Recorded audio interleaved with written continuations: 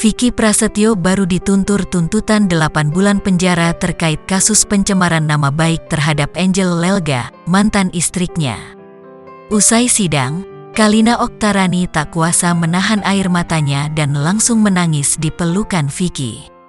Mereka menangis usai mendengar tuntutan dari jaksa penuntut umum.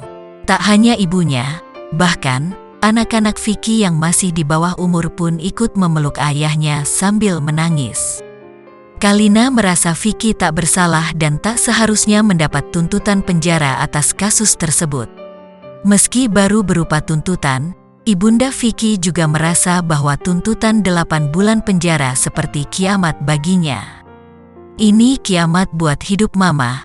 Mama kasihan sama anak-anaknya Vicky ini, ujar Emma Fauziah, ibunda Vicky Prasetyo. Kalau Mama sih enggak penting, tapi ini anak-anaknya, tambahnya.